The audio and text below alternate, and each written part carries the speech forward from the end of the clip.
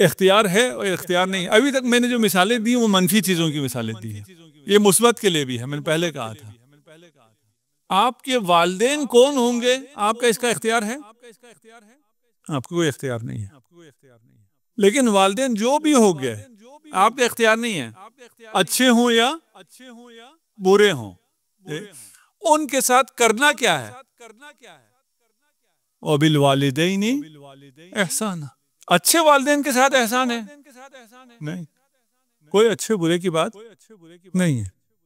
ہم سے آگے پوچھتے ہیں جی ہمارے والدین ناقابل برداشت ہیں, ان کو برداشت کیا ہی نہیں جا سکتا, بہت چڑچڑے ہیں, بڑے منفی ہیں, یہ جو صلہ رحمی ہے ان کے لیے تو نہیں ہے نا. کہتا ہوں وہ تو اگر کوئی غیر بھی تم پر صدقے ہو رہا ہو, تمہیں خوب نوٹ دے رہا ہو, تو اس سے بھی تم صلہ رحمی کرو گے نا, صلہ کرو گے, رابطہ رکھو گے. اسے کون حکم دے گا تم اس سے رابطہ رکھو؟ جب تم بچے ہو تم سے بچپنے میں نہیں کہا صلہ رحمی کرو, وہ تو محتاج ہو تم ماں باپ کے, مطلب تم رابطہ صحیح رکھو گے. صلہ رحمی کب ہے؟ جب تم بڑے ہو گئے ہو, والدین چڑچڑے ہو گئے ہیں. اسی جگہ کے لیے ہے جس جگہ کے لیے ہم سوچتے ہیں اس جگہ کے لیے شاید نہ ہو. والدین بھی انہی میں سے ہیں, اور کتنا اہم ہے یہ والدین. یقال للعاق اعمل ما شئت فانی لا اغفر لک.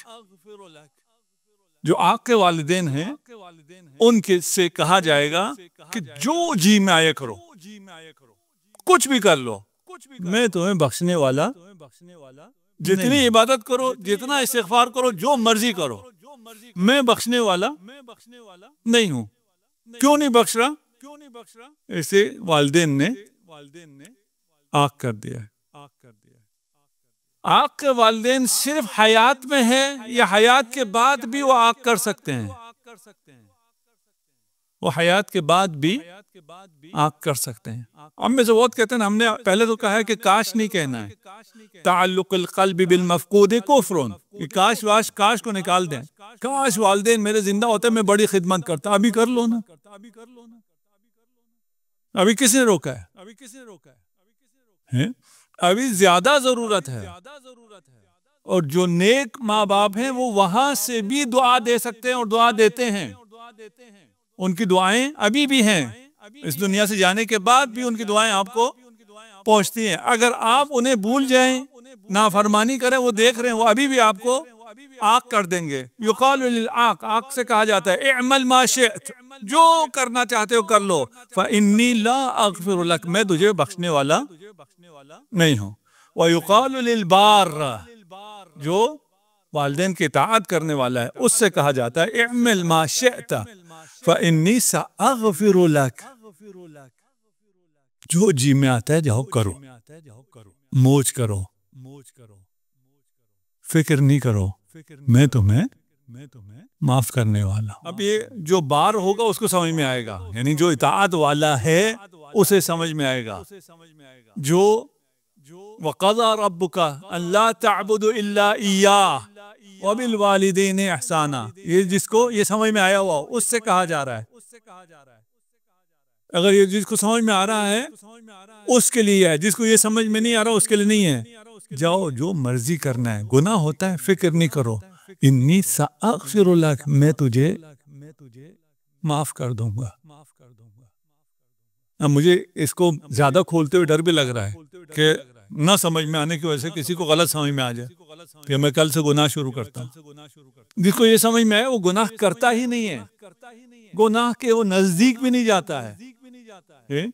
لیکن وہ رحمان ہے, وہ جانتا ہے غلطی سے گناہ ہو جاتا ہے, کہ فکر نہیں کرو, ہو جائے تو کوئی مسئلہ نہیں. تو اطاعت کرتا ہے نا والدین کی, وہی میرے کہنے کی وجہ سے میں تجھے بخش دوں گا. بعض لوگ علماء کے ہاتھ چومتے ہیں, ان کے جوتے سیدھے کرتے ہیں. کہیں نہیں آیا ہے کہ علماء کے ہاتھ چومو, کہیں نہیں آیا علماء کے جوتے سیدھے کرو. چومنا ہے جاؤ والدین کے ہاتھ چومو, تمہیں جنت گھر سے ملے گی, باہر سے نہیں ملے گی. امام زمان تک پہنچنے کا دروازہ مسجد میں نہیں ہے, گھر میں ہے. اپنے والدین کی عزت کرو, والدین کے ساتھ احترام کرو. یہ آپ کے بس میں نہیں ہے آپ کے والدین کون ہوں گے. اس سے بڑھ کر بھی ہے, والدین سے بڑھ کر ہے جو آپ کے اختیار میں نہیں ہے اور آپ کو ملا ہے, اور وہ آپ پر حجت ہے. وہ کون ہے؟ انا وعلی ابوا هذه الامہ. رسول خدا ارشاد فرماتے ہیں میں اور امیر المؤمنین علی ابن ابی طالب اس امت کے باپ ہیں. صلوات پڑھیے محمد علیہ. اب ہم نے مثبت منفی دونوں کہا تھا نا. مثبت ہے اہل بیت آپ کے لیے ہیں, آپ کے اختیار میں نہیں تھا. لیکن اب آپ نے کرنا کیا ہے؟ اگر ان کی معرفت ہے تو جنت ہے, اگر معرفت نہیں ہے تو آپ کے کسی عمل کا کوئی ثواب نہیں ہے. آپ کے ہاتھ میں نہیں تھا. آپ کی زندگی میں اہل بیت ہیں, اور یہ آپ کی زندگی میں کب سے ہیں؟ ہم نے کہا نا کچھ چیزیں, کچھ حوادث ایسے ہیں جو آپ کی زندگی میں ایک لمحے کے لیے ہیں, ایک آخر عمر تک کے لیے ہیں. یہ آپ کی زندگی میں اہل بیت اور ان کے معرفت آپ کی زندگی میں آپ کے پیدا ہونے سے پہلے اور آپ کے مرنے کے بعد تک ہیں. آپ کے پیدا ہونے سے پہلے بھی تھے اہل بیت کا نقش, بالکل تھا. آپ کیوں پیدا ہوئے شیعہ گھر میں؟ اس لیے کہ آپ نے عالم ارواح میں عہد کیا تھا, میثاق ولایت باندھا تھا, وہاں سے تعلق شروع ہوا ہے آپ کا. عالم ارواح سے آپ کا تعلق شروع ہوا ہے. اس وقت سے وہ یہ آپ کے اوپر حجت ہیں. جب سے آپ دنیا میں آئے, یہاں دنیا سے جانے کے بعد تعلق ختم ہو جاتا ہے, دنیا سے جانے کے بعد تعلق مزید مضبوط ہو جاتا ہے. اہل بیت آپ کو لینے آ جاتے ہیں, آپ کے استقبال کے لیے آتے ہیں, آپ کو حوض کوثر پہ لے کے جاتے ہیں, آپ کو لے کے جنت میں داخل ہوتے ہیں. تعلق ختم نہیں ہوتا ہے. جنت میں بھی جنت معصومین سے جنت ہے. مؤمنین کی جنت جوار معصومین میں ہونا ہے. اگر یہ معاملہ جو میری زندگی میں اہل بیت ہے, ان سے محبت ہے, ان سے مودت ہے, یہ اجباری ہے, میرے بس میں نہیں تھا, میں نے انتخاب نہیں کیا ہے. اور یہ میری زندگی شروع ہونے سے پہلے اور میری زندگی کے بعد, جنت میں اور جنت کے بعد ابدی زندگی, ان سب میں ہے. پھر مجھ پر ذمہ داری بڑھ جاتی ہے. پھر مجھے معرفت اہل بیت کے لیے زیادہ کام کرنا پڑے گا.